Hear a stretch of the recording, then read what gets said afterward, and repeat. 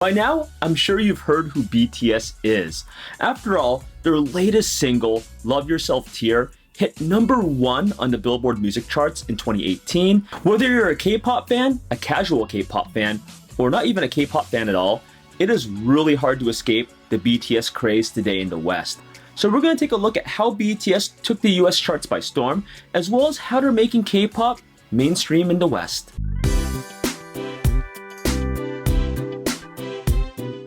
Now, if you're a BTS fan, there's a ton of reasons why BTS is popular and why their fans, also known as ARMY, love them. But I actually talk about that in my previous video, The Rise of BTS, and why BTS is so popular and so endeared by so many today. And I go into like their songs and what their song meanings are and just the origins of BTS. So in this video, instead of exploring the nitty-gritty of BTS, we're gonna see how they took over the US and then how they made K-pop this craze that is found in the US today. How BTS took over the US market in 2018 and how they're putting K-pop on the map. Let's just say it's good to be BTS, Big Hit Entertainment, or an ARMY today. BTS is currently riding their momentum started in 2017 when they made their grand appearance in the US into 2018, and so far, so good. To no one's surprise, they won the top social media award for the second time in a row. They took selfies with such singers such as John Legend, Taylor Swift, the Chainsmokers, the Backstreet Boys, Pharrell, and supermodel and host Tyra Banks. And you know you're a big deal when your own president, South Korean President Moon Jae-in, and congratulated BTS in getting the top spot in a major American music chart with a non-English album. Now let's take a look back a year earlier in 2017. When BTS invaded US shores in 2017 on the Billboard Music Awards, the American Music Awards, as well as various radio shows and talk shows, a lot of the general American public still didn't know who BTS is. But the massive ARMY fandom definitely had some pre-hype for BTS and pushed them to the forefront. And this is apparent on the Ellen show when BTS showed up. A lot of American audience members pretty much claimed that it was 90% fangirling, fanboying, and screams anytime BTS would speak. And it just shows us how strong the ARMY fandom is. I've also had friends that attended the American Music Awards and the Billboard Music Awards, and they said, "Who are these guys?" when BTS came out. And they didn't say it like in a, mean or derogatory way. They just didn't know who they were. And as soon as a BTS fan said, "Yeah, these guys are BTS, they're really popular in South Korea," the rest of the American audience members were like, "Okay, let's join in your fan chant. BTS, BTS, BTS." And it was a strong sense of excitement seeing both ARMY fans as well as the casual American music fan that's never heard of them, both chanting BTS and supporting this group they've never seen before. So whereas in 2017, a lot of people in the West, the general American public, didn't know who BTS was, in 2018, that's really no longer the case. So the question begs, how did BTS conquer the US? How did they make K-pop more mainstream? Now, it's marketing 101 that a person needs to see something several times before they get curious about this something. In this case, that something is BTS. And I believe most marketers and psychologists say it's about 7 to 8 times that you need to hear the same message over and over and over again before you kind of wonder, what's this new trend that I'm missing? And you become curious. And in 2017, I've had both family members as well as friends, oh boy, a lot of friends that came up to me and asked me, "Jason, who is BTS?" And a lot of my non-K-pop friends knew that I was into K-pop in Korea since I lived there for so long, but they started hearing about BTS over and over and over in their Facebook, Twitter, and Instagram feeds, as well as YouTube recommendations, so they naturally had to wonder, who is BTS? And again, it goes down to that marketing and psychology principle that, well, you had that message showing up so many times in your face, you're just curious to see who these people are. And it also comes down to human nature for non-K-pop fans to know about the BTS phenomenon because, let's face it, no one wants to be left in the dark. No one wants to be known as the person that doesn't know what's cool these days or not knowing what the current pop culture trends are. Now, this is not the first time a US K-pop act has attempted or cracked the US market. Now, back in 2007, Rain actually had publicity on Stephen Colbert's show because Rain got the #1 most influential person on Time magazine, while Stephen Colbert got #2. So naturally, they had this funny DDR dance-off in the end, and Rain won. It's a pretty funny segment, you should definitely watch it. And 2 years later, in 2009, the Wonder Girls left their very successful career in Korea to tour with the Jonas Brothers in the US. And it was JYP's plan to have the Wonder Girls go overseas and represent one of the very first K-pop acts that would attempt to break the US market. But none can be compared to 2012 when Psy's Gangnam Style hit the airwaves. And when this song exploded, oh my god, it exploded like crazy. This song is the first song to hit 1 billion views by December 2012 and 2 billion views by March 2014. The song, as you can imagine, also had a slew of awards, milestones, and huge sales. For many of us, Psy's Gangnam Style represented the high point of K-pop.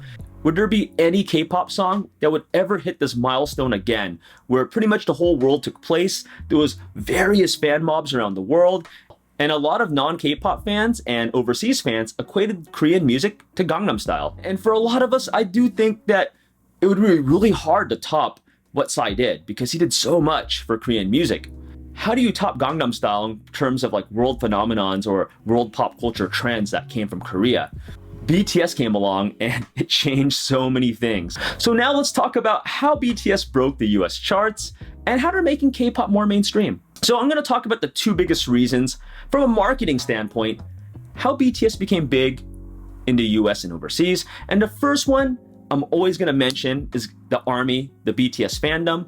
And let's just say they are very passionate. They're very passionate about their boys. They want to see them succeed at every venue, every venture, and wherever, whenever. Now, these fans are the ones that do a lot of the sharing, a lot of the likes, and a lot of the commenting on every video and every BTS update. And in turn, BTS actually talks to a lot of their fans on the regular.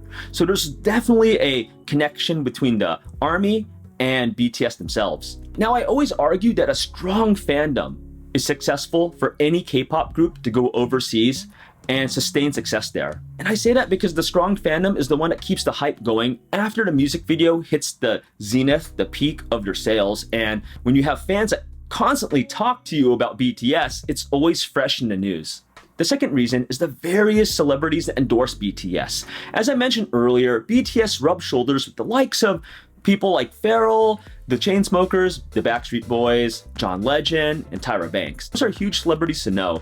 So when those celebrities retweet and share, man, we're fans of BTS, check out their videos, we really love them, then those fans of those American singers are thinking, well, if my favorite American singer likes BTS, well, they must be good, right? And this is what happened to Gangnam Style when it hit critical success, when a lot of US singers and artists and celebrities started retweeting about the song and pretty much just hyping up the song. And from there, Psy became a global phenomenon. And BTS does mean a lot to me too. And I do say this as a non-ARMY fan. I'm not a BTS fan per se. I'm actually more of a K-pop fan and an Asian pop culture fan in general. Really don't have any biases. And the reason BTS means a lot to me is because as an Asian American, I've always dreamed, always wanted to see an Asian act on top of the American music charts, whether it's Billboard or the American Music Awards or whatever award show or music charts it is. I always wanted to see like my favorite Asian acts be recognized by mainstream American media. And now that we have BTS, it's just really awesome. And I hope to see that more. And it really reminds me back to my teenage years and college years, because I was listening to both K-pop and J-pop since the 90s. And I remember going to university in the 2000s, and we were driving in my friend's car, and my friend and I were both K-pop fans, but the vast majority of my friends, maybe like 95% of them, like either liked American music or J-pop because they liked Japan. And I remember my friend, who is the driver, he popped in I believe it was a Fly to the Sky CD and then a Shinhwa CD. And we were playing Korean music in his car while driving around. And some of my other friends in the car were like, what the hell is this? Beep, what the F is this song? What the hell is this? They were pretty much dissing on my friend and I's K-pop, and this is, I think, back in 2003, 2004. And we're just like, what, this is real music. It's just in Korean. It's not in English or Japanese. But they quickly dismissed this music.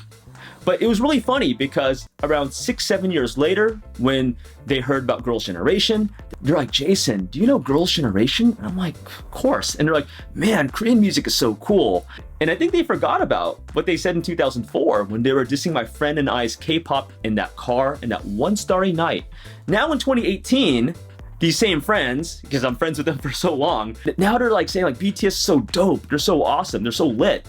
And I'm here like, man, 15 years ago, you were crapping on K-pop. And I laugh about this now because I know people change. And back then, we were very young, back in college. And it goes back to that marketing psychology thing I talked about earlier, where if you hear something enough times, especially something cool, in this case BTS or K-pop, then you naturally want to know. And as more and more people hype it up and like it, you tend to like it as well. But I am really happy to see BTS on top, and I hope other K-pop acts follow suit as well as, you know, Korean indie and hip-hop, since I'm huge fans of those as well, because I want to see Asian pop culture recognized throughout the world. So what do you guys think about this video on how BTS topped the US music charts and how it made K-pop more mainstream? I'd love to hear your comments in the comments below. And if you guys want a fun read in how it was like working as a K-pop journalist as a foreigner in Seoul and the life lessons I learned working in K-pop, then please sign up for my free email list and download my free ebook called The 10 Most Important Lessons I Learned as K-pop Media. And with that being said, I'm off to watch another Korean music video, but I'll see you soon. Take it easy, guys.